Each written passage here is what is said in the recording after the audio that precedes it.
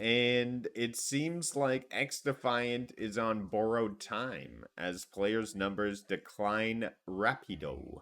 According to several sources at Ubisoft, at the end of season 3, they are looking at bleak player numbers.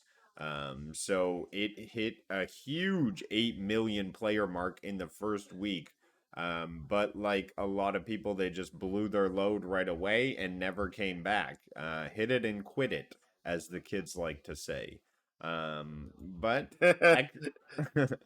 X Defiant is getting X'd What by the the community. fuck? What the fuck? Oh god! Is I mean, that it's gonna not be a what? first. Spicy conversation. It's gonna be. Is that not I what mean, happened to X Defiant? Like, tell me No, for real, otherwise. but You'd get hit and quit, and that's what happens to I so think many of these live service FPSs, man. Look at finals, and that was actually like so much. No offense to X-Defiant, but even better than X-Defiant, and the same thing Finals, happened. agreed.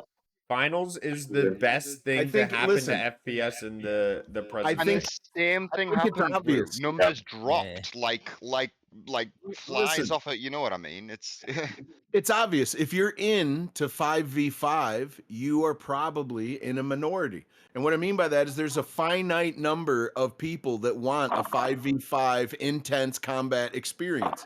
And if your game it's doesn't already do it, oversaturated. yeah, There's and it's so many- oversaturated. If your game doesn't do it better or have an interesting take or any of that stuff, you're competing with everyone else. And there's a finite number of these gamers. So what are you going to do? You're going to rob from other games for players, or you're not, and you're going to flounder and you're going to fail like Concord is, Yeah, it's and just like hit and miss X-Defiant there. is. you think you're talking about Winstar, Concord I for a agree.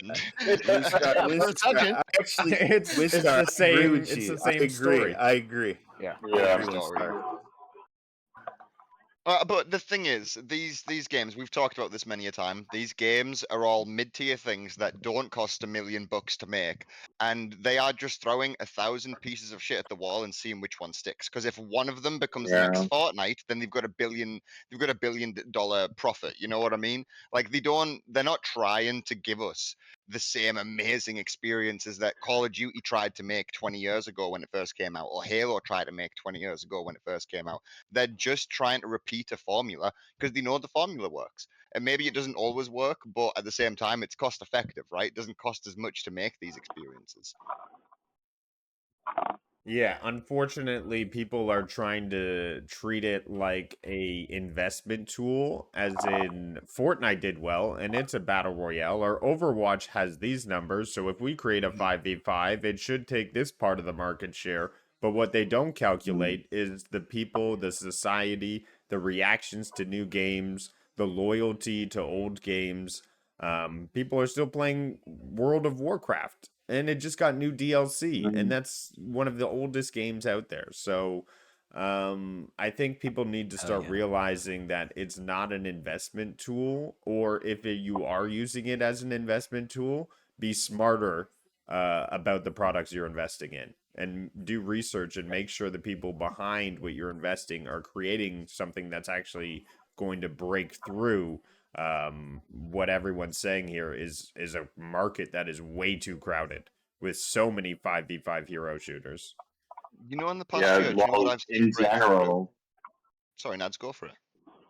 No, hey everyone, just jump in.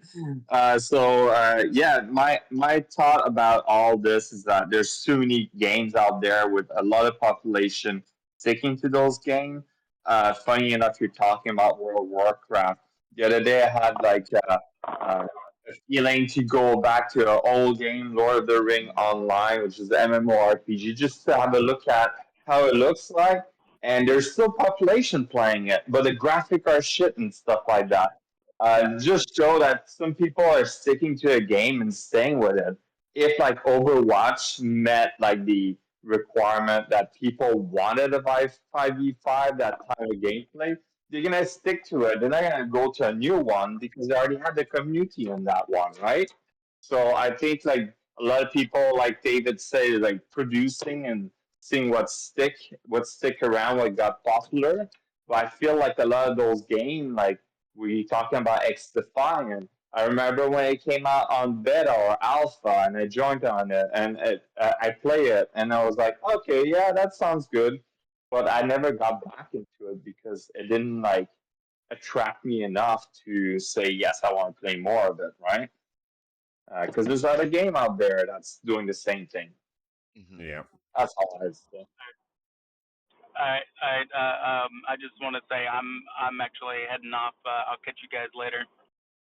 Take care, man. Safe, Take care, Maker. Maker. Take care. Take care. Later, guys. You. Have a good stream. Well, X-Defiant is we're gonna have to see how it does in the future, but it doesn't look fantastic. Mhm. Now I wanted to talk about this one. It's about the Black Myth Wukong. And it's a tweet that we got here, and it's from a Mr. Paul Tassi, who comes from Forbes. He usually is